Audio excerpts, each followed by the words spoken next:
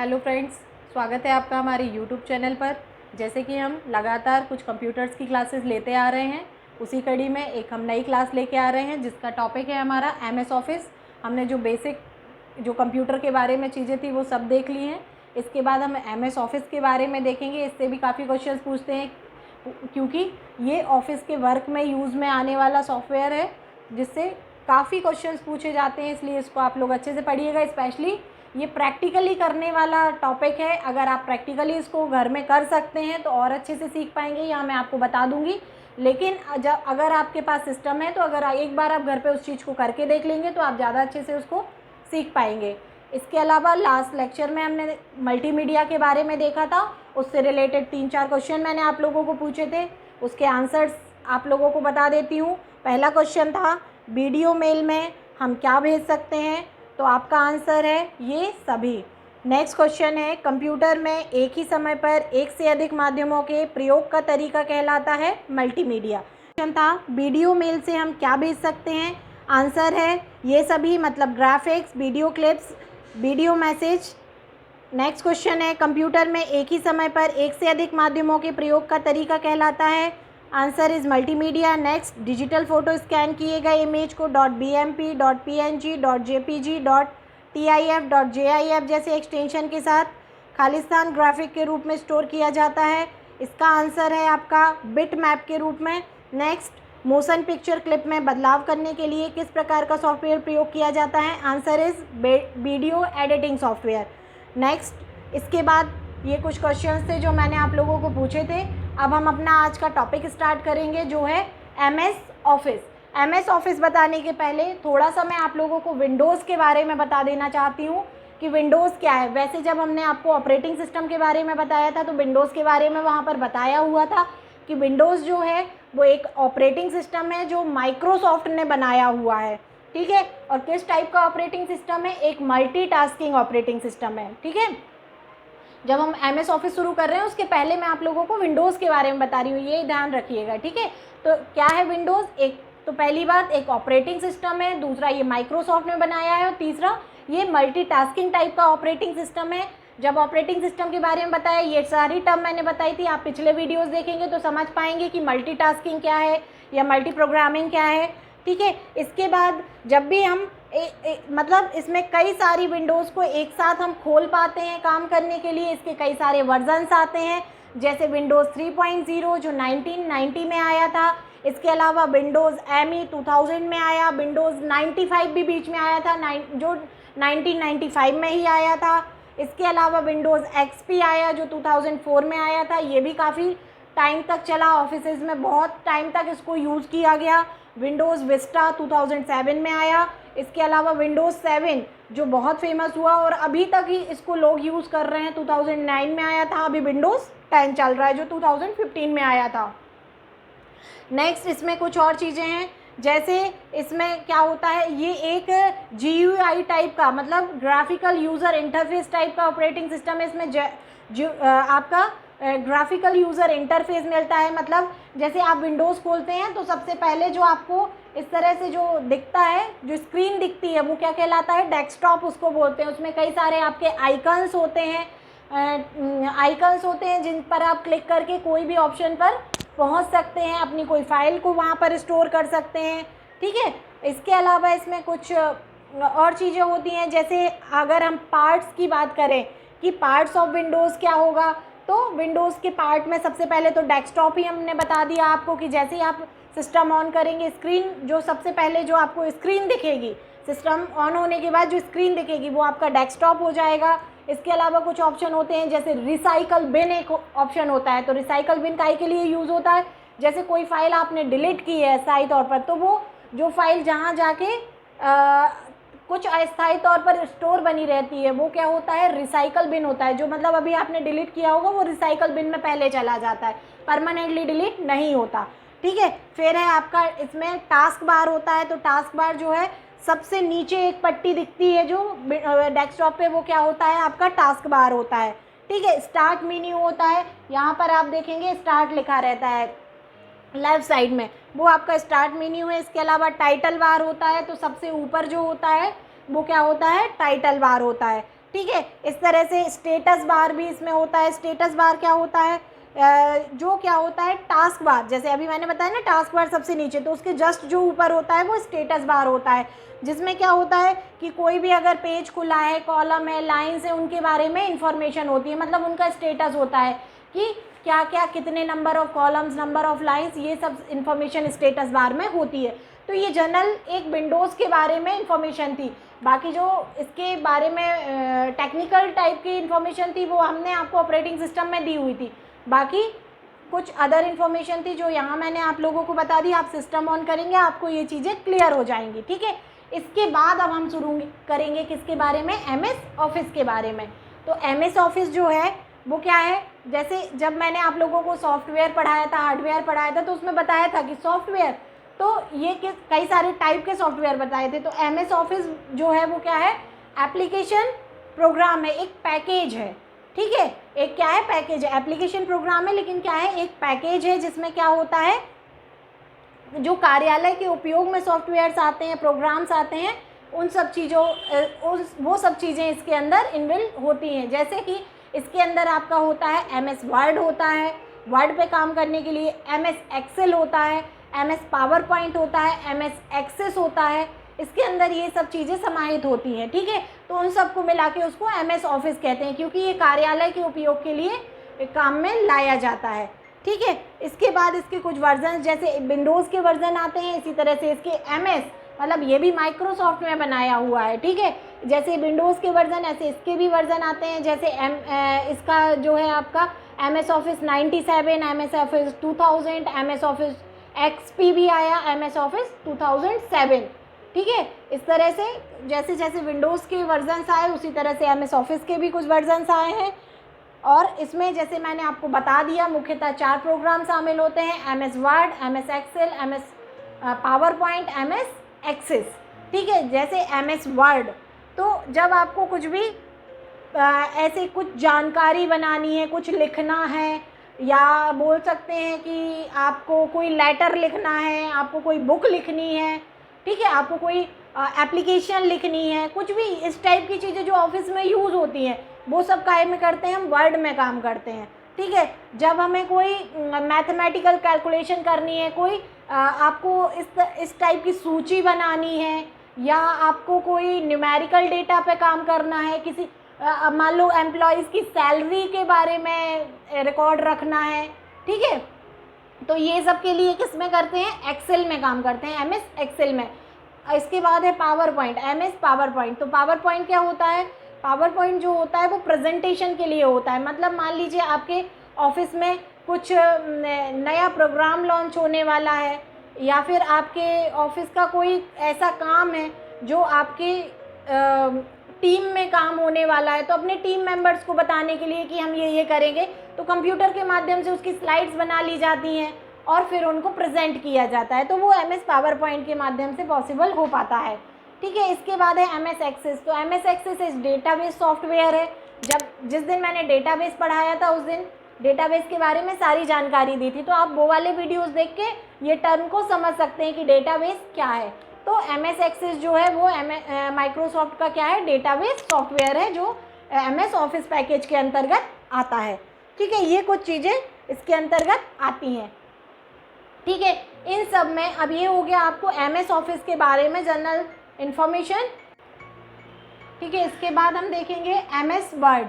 तो MS word में सबसे पहले, जैसे पहले भी हमने जब ये एमएस ऑफिस अभी आपको बताया, तो इसमें मैंने बताया कि आपको इस पैकेज में कुछ प्रोग्राम्स मिलते हैं, जैसे MS Word, Excel, PowerPoint और आपका एमएस एक्सेस। तो उसी का एक आपका है एमएस वर्ड। मतलब मोस्टली आपका जो भी वर्ड पे काम करना है वो एमएस वर्ड में ऑफिसेज में होता है। वर्ड पे काम करना है इन द सेंस, मान लीजिए आपको कोई लेटर बनाना है, कोई आपको एप्लीकेशन बनानी है, आपको कोई आदेश निकालना है, तो वो सब काय में आपका बनाया जाएगा, आपका वर्ड में बनाया जाता है। तो ये क्या है, एक वर्ड प्रोसेसिंग प्रोग्राम भी है, ठीक है।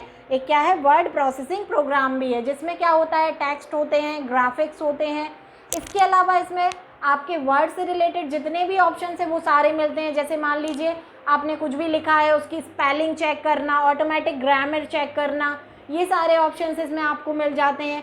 अगर मान लीजिए आपको इसमें अंडरलाइन करना है, कहीं भी फ़ॉन्ट की साइज़ कम छोटी बड़ी कुछ मतलब जितनी भी फॉर्मेटिंग है वो सारी चीज़ें आपको MS वर्ड के अंदर मिलते हैं ऑप्शंस। इसके अलावा अगर मान लीजिए इसमें आप कुछ डालना चाहते हैं, जैसे चार्ट डालना चाहते हैं, आप कोई ग्राफ डालना चाहते हैं, आप कोई इमेज डालना चाहते हैं, तो वो सारी चीज़ें भी आप इसमें कर सकते हैं। ठीक है, इसके बाद हम पहले इसमें क्या देखेंगे, इसके कुछ मेन पार्ट देखेंगे। जैसे मान लीजिए आपने सबसे पहले अपनी सिस्टम ऑन किया, सिस्टम ऑन करने के बाद स्टार्ट मेन्यू में जाके जब आपने वर्ड ओपन किया तो वर्ड में कुछ आपको ऑप्शंस मिलते हैं। जैसे सबसे ऊपर देखेंगे तो आपका क्या होता है, टाइटल बार होता है। टाइटल बार में क्या होता है, जो भी आपका डॉक्यूमेंट है उसका यहाँ पर नेम या फिर क्या होता है, टाइटल होता है। जैसे मान लीजिए आपने कोई ABC नाम से फाइल बनाई है तो यहाँ पर वो ABC लिखा रहेगा। ठीक है, इसके अलावा इसमें क्या होते हैं, 3 और ऑप्शंस होते हैं। जैसे मिनिमाइज़ होता है, मैक्सिमाइज़ होता है और क्लोज का ऑप्शन होता है। मिनिमाइज़ मतलब उसको आपको क्या करना है, आपका ओपन रहेगा पर इधर स्क्रीन से हटाना है। नीचे आपका क्या रहता है, नीचे बार में आपका ओपन रहता है। ठीक है, या छोटा करने के लिए बोल सकते हैं। फिर है आपका मैक्सिमाइज़ करना, मतलब उसकी स्क्रीन साइज़ को बड़ा करना। इसके बाद है क्लोज, तो उसको बंद करना। अगर इस फाइल को आपको बंद करना है तो आप क्लोज ऑप्शन से उसको बंद कर सकते हैं। इसके नीचे आपका होता है मेन्यू बार। तो मेन्यू बार में आपका क्या क्या होता है, मेन्यू बार में जैसे आपका यहाँ पर फाइल रहेगा, आपका होम रहेगा, इसके बाद आपका जैसे इंसर्ट ऑप्शन आता है। ठीक है, इंसर्ट, इसके बाद आपके कई सारे ऑप्शंस इसमें रहते हैं। जैसे फाइंड एंड रिप्लेस आपका एक ऑप्शन रहता है, एक आपका ऑप्शन इसमें फॉर्मेटिंग का भी होता है, एक ऑप्शन आपका इसमें टेबल्स वगैरह का होता है, जिससे आप जैसे इंसर्ट के अंदर आपको वो सब चीज़ें मिल जाती हैं। ठीक है, इसके बाद इसके नीचे जो है आपका टूल बार आता है। टूल बार मतलब जिसमें आपको कुछ ओपन टूल्स मिलते हैं। जैसे कि ये पहली बात तो ये क्या होता है, मेन्यू बार के जस्ट नीचे होता है। दूसरी बात, इसमें उनके आइकन्स बने रहते हैं। जो भी आपको टूल मिल रहा है इसमें उसके आइकन इसमें बने रहते हैं, जिस पर हम क्लिक करके उस ऑप्शन को अप्लाई कर सकते हैं। कैसे टूल्स, जैसे फाइल मेन्यू है आपका, तो फाइल मेन्यू के अंदर आपको कुछ ऑप्शंस मिलते हैं। जैसे आपका क्या मिलता है, न्यू का ऑप्शन मिलता है, ओपन का ऑप्शन मिलता है, सेव का ऑप्शन मिलता है, सेव एज का ऑप्शन मिलता है, प्रिंट प्रीव्यू, इस तरह से कुछ ऑप्शंस मिलते हैं। तो इसी तरह से यहाँ स्टैंड जो आपका टूल बार है, तो टूल बार में क्या होगा आपका, जैसे कट के लिए उसका आइकन बना रहेगा, पेस्ट के लिए आइकन बना रहेगा, सेव के लिए आइकन बना रहेगा। इसके अलावा कुछ और भी आइकन होते हैं, जैसे आपका क्या हो जाता है, कॉपी के लिए भी आइकन बना रहेगा, फ़ॉन्ट स्टाइल, फ़ॉन्ट साइज़। तो इन सब के क्या होते हैं, आपके टूल बार में आपको क्या मिलते हैं, ऑप्शंस मिलते हैं, उनके आइकन बने रहते हैं। कई सारे टाइप के टूल बार हैं, एक टाइप का टूल बार नहीं है। जिस टाइप का टूल बार आपने ओपन करके रखा होगा वो वाला टूल बार ही आपके में दिखाई देगा। जैसे स्टैंडर्ड टूल बार, जिसमें आपको यही ऑप्शन मिलेंगे, cut, copy, paste, save, open वाले ऑप्शन मिलेंगे। ठीक है, इसके बाद है आपका फॉर्मेटिंग टूल बार होगा। तो फॉर्मेटिंग टूल बार में जैसे फ़ॉन्ट की, आपको फ़ॉन्ट के साथ जो भी फॉर्मेटिंग करनी है, उसकी स्टाइल, उसकी साइज़, उसका आपका कलर, ये सब चीज़ें काय में आ जाएंगी, आपकी अलाइनमेंट, ये सब आपका किस में आ जाएगा, फॉर्मेटिंग टूल बार में आ जाएगा। उसके बाद है आपका जैसे ड्राइंग टूल बार है, तो ड्राइंग टूल बार में क्या मिलेगा आपको, मान लीजिए आपको सर्कल ड्रॉ करना है, आपको इसके बाद रेक्टेंगल ड्रॉ करना है, आपको स्क्वायर ड्रॉ करना है, या फिर आपको कोई स्ट्रेट लाइन, आपको स्ट्रेट लाइन के अलावा आपको एरो ड्रॉ करना है। ऐसे कई सारे ऑप्शंस उसमें ड्राइंग टूल बार में आपको मिल जाते हैं। इसके बाद होता है आपका जैसे इसमें कुछ और देखते हैं आपको, जैसे ऑटो टेक्स्ट के ऑप्शंस भी मिलते हैं। इसके अलावा आपको पिक्चर्स के ऑप्शन भी मिलते हैं, मतलब अगर कोई पिक्चर आपको इसमें ऐड करनी है तो उसके लिए। इसके बाद आपका जैसे एक होता है स्टेटस बार, तो स्टेटस बार जो होता है वो इसमें नीचे तरफ एक पतली सी पट्टी होती है, वो क्या होती है, स्टेटस बार होती है विंडो में नीचे तरफ। तो जिस पे क्या होता है, जो भी डॉक्यूमेंट आपने खोला है उसमें नंबर ऑफ़ पेजेस, लाइंस, उन सब की इंफॉर्मेशन उसमें होती है। ठीक है, नंबर ऑफ़ पेजेस कितने हैं, लाइंस कितनी है, ये सब जो होंगी वो क्या हो जाएगी, आपकी स्टेटस बार में रहेगा। स्क्रॉल बार क्या होता है, स्क्रॉल बार जो होता है साइड में, आपने अगर कभी सिस्टम में देखा होगा, वर्ड खोला होगा या कुछ भी खोला होगा, तो उसको ऊपर नीचे करने के लिए स्क्रॉल कर सकते हैं। एक बार होता है, वो क्या होता है, स्क्रॉल बार होता है। फिर इसमें एक और ऑप्शन जिससे कई बार मैंने क्वेश्चंस देखे हैं एग्जाम्स में, तो आप देख सकते हैं फाइंड एंड रिप्लेस ऑप्शन। तो फाइंड एंड रिप्लेस ऑप्शन से क्या कर सकते हैं, फाइंड से जो है वो कोई भी डॉक्यूमेंट में अगर आपको कोई वर्ड खोजना है, ठीक है, ढूंढना है, तो उसके लिए फाइंड ऑप्शन का यूज़ करते हैं। जैसे कि मान लीजिए आपने एक कोई लेटर बनाया है, उसमें आपने 4 बार अपने शहर का नाम यूज़ किया है, चारों बार उसकी स्पेलिंग गलत लिख दी है, आप वो स्पेलिंग हर जगह सुधारना चाहते हैं, तो उसके लिए फाइंड एंड रिप्लेस एक अच्छा ऑप्शन है। हर जगह जाके आप ना सुधारें, इसकी बजाय उसको एक बार फाइंड कर लें, मतलब उसको ढूंढ लें फाइंड ऑप्शन में जाके, और उसके बाद रिप्लेस ऑप्शन से जाके उसको सही स्पेलिंग के साथ रिप्लेस कर दें। तो ये चीज़, इससे क्या हो जाएगा, आपका काम आसान हो जाएगा और आपको ढूंढना भी नहीं पड़ेगा, ठीक है। इसके अलावा जैसे एक और ऑप्शन है, उससे भी कई बार क्वेश्चन पूछ लिया जाता है, शॉर्टिंग। ठीक, शॉर्टिंग का मतलब क्या है, जो भी आपने चीज़ लिखी है उसको अरेंज करना। मान लीजिए आपने उसमें एक लिस्ट बनाई है, नंबर ऑफ़ स्टूडेंट की लिस्ट बनाई है, उन स्टूडेंट्स को आप अल्फ़ाबेटिकली अरेंज करना चाहते हैं, मतलब कि ए वाले पहले आएँ फिर बी सी डी, इस तरह से अल्फ़ाबेटिकली अरेंज करना चाहते हैं। तो उसके लिए क्या करेंगे, आपको असेंडिंग या डिसेंडिंग ऑर्डर में इसको लगाना है, ठीक। तो A to Z सॉर्ट कर देंगे या Z to A सॉर्ट कर देंगे। इसके अलावा आप इसमें 1 2 3 के फॉर्म में भी शॉर्ट कर सकते हैं, मतलब 1 2 3 4, आरोही या अवरोही क्रम जिसको हम हिंदी में बोलते हैं, तो उसके लिए इसमें शॉर्ट का ऑप्शन भी आपको मिल जाता है। इसके अलावा एक ऑप्शन से और मैंने 1-2 बार क्वेश्चन देखे हैं, मेल एंड मर्ज ऑप्शन से क्वेश्चन पूछ लेते हैं। अलग हटके अगर पूछते हैं तो मेल एंड मर्ज से क्वेश्चन पूछ लेते हैं। तो मेल एंड मर्ज ऑप्शन जो होता है वो क्या होता है, मान लो कोई मैसेज आपको अलग अलग जगह पे और अलग अलग कई सारे लोगों को भेजना है, ठीक है, तो उसके लिए इस ऑप्शन का यूज़ किया जाता है। तो इसमें दो पार्ट होते हैं, एक तो आपका होता है मेन डॉक्यूमेंट होता है और दूसरा होता है आपका डेटा सोर्स। तो इससे क्या होगा, main document in the sense कि मान लीजिए कोई मैसेज है, हैप्पी दिवाली मान लो, ठीक है, ये आप सबको भेजना चाहते हैं, लेकिन उसके साथ में आप पर्टिकुलर व्यक्ति का नाम, कि हर मैसेज में, जैसे मान लीजिए मैसेज मेरे पास आ रहा है तो उसमें मेरा नाम आ जाए, आपके पास जा रहा है तो आपका नाम आ जाए, या किसी और के पास जा रहा है तो उसका नाम आ जाए। तो वो सारे नाम जो होते हैं वो किससे लेते हैं, हम डेटा सोर्स से लेते हैं। तो इस तरह से जब हमें कोई मैसेज भेजना रहता है तो उसके लिए हम किस चीज़ का यूज़ करते हैं, मेल एंड मर्ज का यूज़ करते हैं, ठीक है। तो वर्ड में ये कुछ ऑप्शंस हैं जिनका यूज़ आप कर सकते हैं, ठीक है। इसके अलावा वर्ड में कई बार आपको क्वेश्चन पूछ लिया जाता है कि आप इसमें अलाइनमेंट को लेके क्वेश्चन पूछ लिया जाता है कि कितने टाइप के अलाइनमेंट इसमें, तो 4 टाइप के अलाइनमेंट आपको मोस्टली इसमें मिलते हैं। लेफ़्ट अलाइनमेंट मिलता है, जैसे मान लीजिए आपको कुछ भी लिखना है तो अगर लेफ़्ट साइड से लिख रहे हैं तो वो क्या हो जाएगा, लेफ़्ट अलाइनमेंट, मतलब लेफ़्ट साइड में आपका एक अलाइन हो जाएगा, ठीक है, जैसे कॉपी में लिखते हैं ना लेफ़्ट साइड से, ठीक है। इसी तरह से राइट अलाइनमेंट, अगर राइट साइड से हर वर्ड, मतलब लिखा भले ही लेफ़्ट से हो लेकिन राइट में अलाइन कर देगा, वो राइट में सारे वर्ड्स एक लाइन में आ जाएंगे, ठीक है। या फिर क्या होता है, सेंटर अलाइनमेंट होता है, बीच में आपका आ जाता है, और एक होता है आपका जस्टिफाई, ठीक है, हर वर्ड के बीच में एक प्रॉपर गैपिंग और सब जो होते हैं एक व्यवस्थित हो जाता है, ठीक है, व्यवस्थित डॉक हो जाता है, तो वो क्या हो जाएगा, आपका जस्टिफाई अलाइनमेंट हो जाएगा। ये कुछ टाइप के इसमें अलाइनमेंट आपको मिलते हैं। इसके अलावा आप इसमें टेबल भी इंसर्ट कर सकते हैं। टेबल के लिए इंसर्ट के अंदर आपको टेबल इंसर्ट करने का ऑप्शन मिलेगा, जिसमें नंबर ऑफ़ रोज़ या नंबर ऑफ़ कॉलम, मतलब अगर आपको मान लो कोई सूची बनाना, टेबल के फॉर्म में कोई जानकारी बनाना, तो आप टेबल को इंसर्ट करके उसकी जानकारी उसमें बना सकते हैं। कोई आपको फ़ोटो डालना है तो इंसर्ट के अंदर पिक्चर का ऑप्शन मिलता है, उससे आप उसमें पिक्चर डाल सकते हैं, ठीक है। आप जो अभी एक्सटेंड वर्जन आ रहे हैं उनमें ऑडियो डालने का भी ऑप्शन आपको कहीं ना कहीं उसमें मिल जाता है, ठीक है।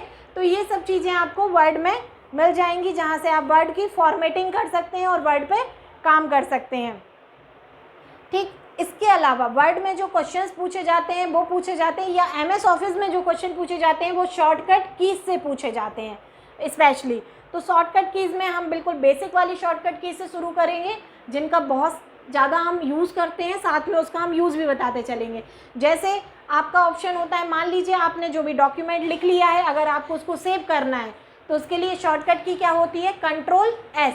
कंट्रोल CTRL एक कीबोर्ड में आपकी की होती है, उसके साथ S को दबाएंगे तो वो आपका सेव हो जाएगा डॉक्यूमेंट, ठीक है। इसके अलावा मान लीजिए आपने जो लिखा है उसको कॉपी करना है, आप सिलेक्ट करेंगे और कंट्रोल C, तो क्या हो जाएगा, कॉपी हो जाएगा, ठीक है। आपको कट करना है तो कंट्रोल X, ये शॉर्टकट की आप लोग याद रखिएगा, ठीक है। जैसे control S, control C copy, control X cut, control V आपका क्या हो जाएगा, पेस्ट के लिए हो जाएगा, ठीक है। ये बहुत बेसिक हैं जो जनरली यूज़ में आते हैं और एग्ज़ाम्स में भी पूछ लिए जाते हैं। अगर मान लीजिए आपको कोई डॉक्यूमेंट ओपन करना है तो कंट्रोल O, अगर न्यू डॉक्यूमेंट ओपन करना है तो कंट्रोल N, मतलब पहले से बना हुआ डॉक्यूमेंट है तो कंट्रोल O तो ओपन, ठीक है। और अगर नया डॉक्यूमेंट खोलना है तो कंट्रोल N, ठीक। इसके अलावा अगर मान लीजिए आपको आपने पेजेस प्रिंट करने हैं तो कंट्रोल के साथ P, कंट्रोल के साथ P से क्या हो जाएगा, प्रिंट हो जाएगा। और प्रिंट प्रीव्यू के लिए क्या होता है, प्रिंट प्रीव्यू भी एक ऑप्शन मिलता है, मतलब प्रिंट करने से पहले आप अपने डॉक्यूमेंट को देखना चाहते हैं कि कैसा प्रिंट होने के बाद आएगा, तो वो प्रिंट प्रीव्यू है। तो उसके लिए क्या करेंगे, control plus F2, mostly Windows में यही होता है, कंट्रोल प्लस F2, ठीक है। काय के लिए होता है, आपका प्रिंट प्रीव्यू के लिए होता है, ठीक है। इसके अलावा और भी कुछ ऑप्शन है, जैसे अंडू और रीडू, दो ऑप्शन होते हैं, ये भी बहुत बार पूछ लिए जाते हैं। तो कंट्रोल Z, कंट्रोल के साथ हम जब Z करेंगे प्रेस, कंट्रोल के साथ Z प्रेस करेंगे तो क्या हो जाएगा, अंडू हो जाएगा। और कंट्रोल के साथ Y प्रेस करेंगे तो क्या हो जाएगा, रीडो हो जाएगा, ठीक है। कंट्रोल के साथ Z अंडू और कंट्रोल के साथ कंट्रोल के साथ Y जो है वो क्या हो जाएगा, रीडू हो जाएगा, ठीक है। इसके अलावा जैसे F1 कुछ फंक्शन की होती है कीबोर्ड में, उस दिन मैंने आपको बताई थी जिस दिन हार्डवेयर सॉफ्टवेयर में कीबोर्ड पढ़ाया था कि फंक्शन की होती है, तो उसमें एक होती है F1 की। तो F1 की जैसे असिस्टेंट के लिए, ऑफिस असिस्टेंट, मतलब एक तरीके से हेल्प उसमें दिखा देता है कि अगर कोई हेल्प आपको चाहिए तो उसके बारे में हेल्प उसमें आ जाती है लिखी हुई, ठीक है। इसके अलावा कुछ फॉर्मेटिंग के लिए, ये तो हो गए आपके स्टैंडर्ड टूल बार वाले शॉर्टकट। इसके बाद कुछ फॉर्मेटिंग के लिए भी हो सकते हैं आपके शॉर्टकट, जैसे मान लीजिए आपने कोई भी वर्ड लिखा, आप जैसे मान लीजिए मैंने यहाँ ए लिखा, इसको हम बोल्ड करना चाहते हैं, मतलब डार्क और मोटा सा करना चाहते हैं, तो control plus B bold, control plus B तो क्या हो जाएगा, बोल्ड हो जाएगा, ठीक है। मान लीजिए ये ऐसे लिखा, हम इसको इस तरह से लिखना चाहते हैं, इटैलिक में लिखना चाहते हैं, तो कंट्रोल आई, ठीक है, तो क्या हो जाएगा, ये इटैलिक में हो जाएगा। मान लीजिए यहाँ पर हमने ये लिखा, कोई हेडिंग लिखी, इसके नीचे हम अंडरलाइन करना चाहते हैं, तो हम इसको सिलेक्ट करेंगे और कंट्रोल के साथ क्या कर देंगे, यू, कंट्रोल यू, तो क्या हो जाएगा, अंडरलाइन हो जाएगा, ठीक है। इसके अलावा अभी जो मैंने पहले अभी थोड़ी देर पहले बताया अलाइनमेंट के बारे में, तो उसके लिए भी शॉर्टकट कीज़ होती हैं।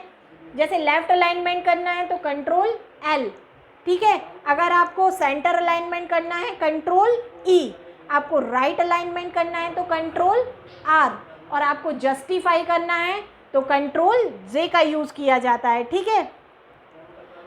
ये सब इसमें हम कुछ हमने आपको शॉर्टकट कीज़ बताई, जो इसमें बेसिक शॉर्टकट कीज़ हैं जो आपको यूज़ में आती हैं और एग्ज़ाम्स में मोस्टली पूछी जाती हैं, तो इन शॉर्टकट कीज़ को आप याद रख सकते हैं। इसके अलावा कुछ और ऑप्शंस भी इसमें मिलते हैं, जैसे मान लीजिए आपको कोई आप वो बना रहे, नंबरिंग देना है, तो नंबरिंग के लिए आपको ऑप्शन मिलता है बुलेट एंड नंबर में, जैसे ऐसे 1 2 3 वाले नंबर मिल जाते हैं, ABC वाले नंबर मिल जाते हैं, ठीक है। तो ये बुलेट्स और नंबर में आते हैं। बुलेट पॉइंट क्या होते हैं, कई बार ये क्वेश्चन भी पूछ ले, जैसे मान लीजिए आप कोई लिस्ट बना रहे हैं, उसमें आपको नंबरिंग करनी है, इस तरह से स्पेशल सिंबल के साथ बुलेट पॉइंट दे सकते हैं। बुलेट पॉइंट इस तरह के बुलेट पॉइंट भी होते हैं, इस तरह के कई सारे टाइप के बुलेट पॉइंट होते हैं। आप अपने बुलेट पॉइंट चाहें तो क्रिएट भी कर सकते हैं, उसमें ये भी ऑप्शन आपके पास होता है, ठीक है। ये था आपका वर्ड के बारे में, कुछ हमने बेसिक जानकारी दी है। एक बार अगर आप इसको खोल के चला के देखेंगे तो आपको और समझ में आ जाएगा। हमने कोशिश की है जो जो आपको एग्ज़ाम में पूछा जा सकता है वो आपको बताएं। इसके अलावा अगर आपको कोई भी डाउट हो तो आप हमसे कमेंट सेक्शन में पूछ सकते हैं। इसके आगे वाले लेक्चर्स में हम इसके बाकी पैकेजेस, इसके बाकी जो प्रोग्राम्स हैं उनके बारे में बात करेंगे, जैसे MS Excel, MS PowerPoint के बारे में। लेकिन वर्ड में जैसे जिन चीज़ों की हमने शॉर्टकट कीज़ की बात की, तो ये सारी शॉर्टकट की आपकी एक्सेल में भी काम करती हैं, ये आपकी पावर पॉइंट में भी काम करती हैं, ठीक है। इसके अलावा जो फॉर्मेटिंग, फ़ॉन्ट की फॉर्मेटिंग है जो यहाँ होती है, वही फ़ॉन्ट की फॉर्मेटिंग वहाँ भी होती है। मतलब ये सब चीज़ें जो थी बेसिक है। जैसे ये बार है कि स्टेटस, ये स्टेटस बार है, मेन्यू बार है, टूल बार है आपका, या आपका स्टैंडर्ड बार है, ये सब चीज़ें वहाँ भी आपको एज इट इज़ मिलेंगी जैसी आपकी इस विंडो में मिलती है, ठीक है। बस उसमें उसकी वर्किंग बदल जाती है, और उसमें कोई ख़ास, अगर बात करें हम इसकी थ्योरेटिकल वे की, तो और चीज़ें इसमें बदलती नहीं है। हम जो आगे वाले लेक्चर्स में देखेंगे, ठीक है। Thank you.